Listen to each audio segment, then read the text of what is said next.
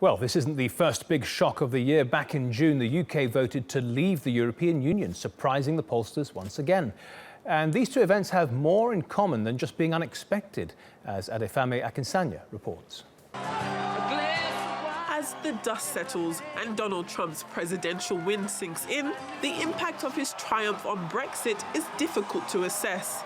The Donald is no doubt a fan of Britain.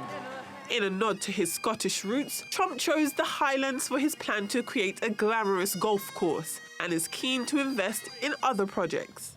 Making great trade deals with China, and with you folks, by the way, but with China, the numbers are so staggering. When you look at trade deficits of $400 and $500 billion a year, the numbers are so staggering and so incredible, I wouldn't even be thinking about the business. While President Obama was a strong supporter of the Remain campaign, I think it's fair to say that maybe some point down the line there might be a UK-US trade agreement, but it's not going to happen anytime soon because our focus is in negotiating with a big bloc, the European Union, to get a trade agreement done. And UK is going to be in the back of the queue. Trump supported the exit. Just days after the UK voted to leave the European Union in June, he made no secret of the similarities in political ideology. But I really do see a parallel between what's happening in the United States and what's happening here. People want to see borders.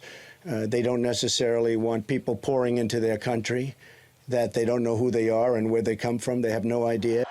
His relationship with the nationalist UK Independence Party leader Nigel Farage may be a match made in a right-wing heaven.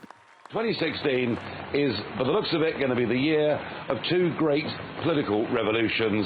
I thought Brexit was big, but boy, this looks like it's going to be even bigger. But it's Theresa May, not Nigel Farage, who Trump will have to negotiate with. Adefemi Akinsanya, TRT World. Well, let's go live to London now. Sarah Morice is there for us. Sarah, Obama's successor, Clinton, is out of the picture. We've got somebody in Trump who is, he appears to be an Anglophile and somebody who actually likes this, the Brexit, and approved of it. Do you think that the UK government is going to be encouraged by these developments across the pond? Well, they're certainly hoping that Trump is going to have an open ear when they go to him and ask for a free trade deal. But there is two schools of thought on this one. Now, we know that he is a fan of Brexit. In fact, he was in Scotland just the day after the referendum. And he said at the time, you know, the UK had made a great decision. That were his words. So we know that there may be a sympathetic ear when Theresa May does go knocking. There is, of course, the fact that we have this new government in place, or will be in place, and that could ruffle things up a little bit. You did hear just then in that package where Obama was saying, really, once Brexit happens, the UK goes to the back of the queue when it comes to negotiating a free trade agreement. We know that in the past, Donald Trump has said, well, actually, he wouldn't put UK at the back of the queue. So there is some hope there. But on the other hand, Donald Trump, throughout his entire campaign, has followed this mantra of America first. He's been talking about getting rid of free trade deals, of putting tariffs on all sorts of products. So if he follows his own mantra, then it will be perhaps a little bit more difficult to do a free trade agreement with Donald Trump.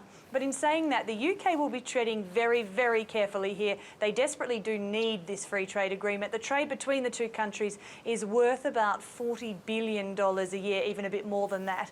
So it's trade they need to protect, but also trade they need to grow if they do lose some of the protections and some of the trade links they've had through the European Union. And you'll notice that Theresa May has already been treading very carefully. Heading into this election, she didn't really give her thoughts on it whatsoever. Even as it became quite nasty, she stayed right out of it. She didn't back a winner, and she didn't say who she'd prefer as the president once the election had happened. So she is being careful, and even today she's issued a statement saying she looks forward to working with Donald Trump, to working together on things that they agree on, their shared ideology, and she's congratulated him. So she's certainly looking to keep him in favour. As we know with Donald Trump, perhaps if you don't keep him in favour, he might not want to play anymore, and that free trade agreement she's after might go out the window. OK, Sarah Morice. Well, perhaps they'll replicate the relationship between Maggie Thatcher and Ronald Reagan. Who knows?